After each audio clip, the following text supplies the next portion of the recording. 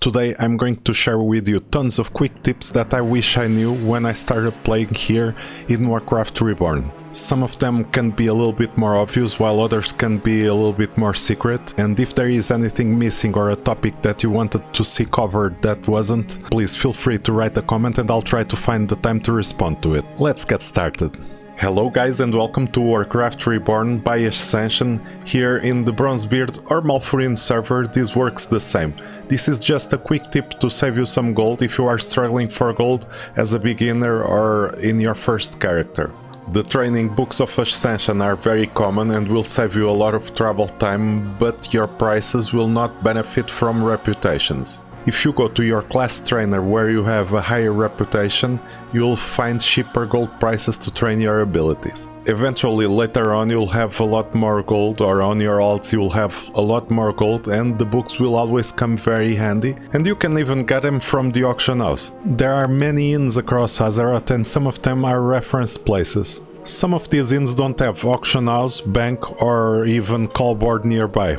This is the difference between the Gold Share Inn and the inn inside Stormwind. You get this resting buff that looks like a beer mug, and when this resting buff expires, the well rested buff that increases 8% of your experience from killing monsters. You still have the blue part of your experience bar, which is the old usual well rested buff from World of Warcraft. Combining these two buffs on your leveling journey can provide a huge difference to your leveling experience. It is always very healthy to relax a little bit and take a break from the game, or also just make friends and chat with other players. Come out stronger and ready to face new challenges. This is a very obvious tip, but just in case you have missed it, there is a Discord where the community is organizing itself, sharing the Mystic Enchant locations and Worldforged locations. Many times the invite links don't work because it reaches the maximum number of invites for the channel. However, many people have been rushing to join in, and I'm sure you'll find someone that has access to this channel. We all can post screenshots and descriptions so that we can share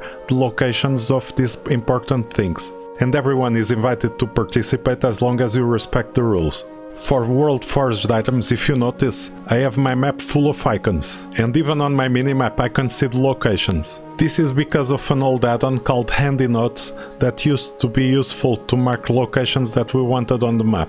Like it or not, the option is there, so I must reveal it to you. This is a new GitHub fork of this add-on, where this variation will have the locations of the Worldforged items. You just need to rename the main folder, of course, and also don't forget that you might need the old version of this add-on, so always install the old version. There should be these folders with these names on your add-on folder. This add-on has its own configurations and profiles. In its standard configuration, this add-on usually marks vendors, marks class trainers and lots of stuff on your minimap. But you can choose to deactivate all that, or you can choose to just put the icon alpha, which is the transparency, into the 0 value. That way your minimap and map stay clean and you only see the icons on your map when you want to. Don't forget, all the callboard caches will scale up with your level and also your item level, so you might want to equip stuff with very high item level before you open these boxes.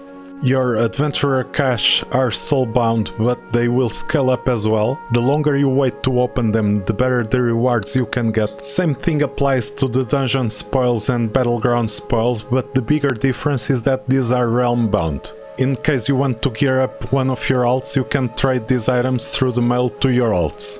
Another quick tip about Mystic Enchants is that you can use the Mystic Enchants without spending runes of Ascension if you have the Mystic Enchant as an item on your bag. However, if you need to recall a Mystic Enchant from your collection, then it will spend some runes to be able to save it to your Mystic Enchant specialization. When you are loading the Mystic Enchant from the bag, you also don't need a Mystic Enchanting table. As a bonus tip related to this, you can always create an alt. Your alt character will have the personal bank saved to the Vanity collection. You can mail all the Mystic Enchant items from the bag of your main to your alt through the mail and just store them there. Just remember to keep your alt active, keep logging on it, keep playing on it a little bit, at least get one level or two in. Make sure that your alt bank character won't be flagged for deletion by cleanup maintenance. If you want to notice something interesting, in your class trainers you cannot ask them to unlearn your talents and completely reset your spec. Now instead you spend runes of Ascension in your talent tree. You can also right click and unlearn specific talent points and just mess around with the talent tree the way you see fit. So if you want to make small adjustments as you are leveling on your talent tree, you don't need to always completely reset all of your talents.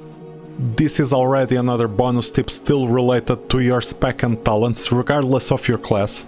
When you change from one spec to another and you also link the Mystic Enchant spec related to that talent spec, the first thing to change is your talent spec, and only in second place changes your Mystic Enchant spec, which many times have abilities that you need to cast from the spellbook. Or even if your Mystic Enchant spec doesn't change at all, I still advise you to make macros so that you can circumvent this issue.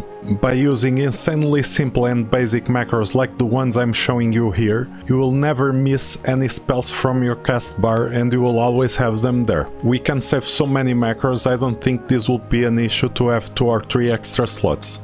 You can always pick up Mystic Enchants that you are not interested in using and just keep reforging them until you get a Mystic Enchant for your class. You need Mystic Extract to save these Mystic Enchants that you get into your Mystic Enchant collection, and these are given to you as you level up your rune forging on your Mystic Enchanting altar. Every time you do a few reforges and you gain another level, you will get another Mystic Extract. However, if you are only after rare Mystic Enchants and not after epic, legendary or artifact ones, these NPC next to the callboards and your class trainers will sell you the blue rarity rare Mystic Enchants from Runes of Ascension. The prices will go up on the better ones as they are higher level, but it is still an option and it might be cheaper than just to keep reforging Mystic Enchants forever. While you are leveling, sometimes certain level brackets are easier than others. If you have a Wisdom Ball or have a friend with a Wisdom Ball and you both run dungeons together, you don't need to deliver dungeon quests right away, you can wait for a moment where it's more beneficial to you to deliver those quests. You need to have open world scaling active for the quests to scale up with you, but both the quests and the rewards will scale up following you into your later levels.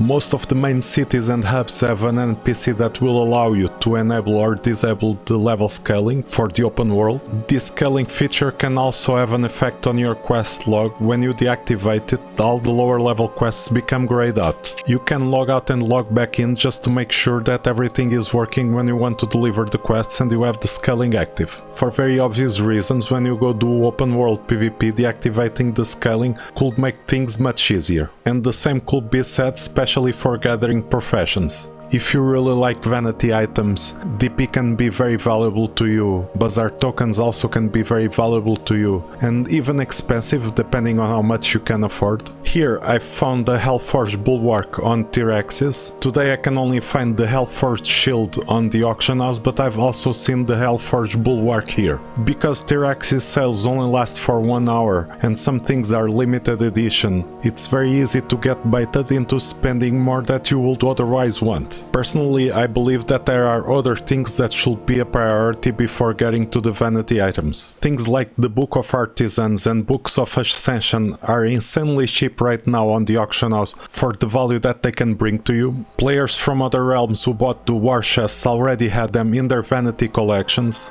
The same can be said about Mystic Enchanting altars. Saving up for a personal bank or personal bank tabs. Ornate bank voucher will save you some gold from unlocking all the bank slots. And even the feathers of Azeroth are very cheap. If you want to mess around trying new things with your Mystic Enchant specializations, those are costing just 2 gold right now. So to an extent, having an overabundance of people who are donating will provide you with lots of really cheap items for gold. Riding can also be a lot cheaper on the auction house than on the regular trainer.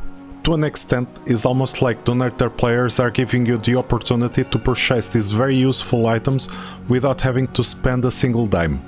But you can always be on the lookout for sales. These sales change every day and you might want something that's on the sale. You can always get the DP points from players in-game, so in both cases you can always just earn everything in the game. And many veteran Ascension players have done so.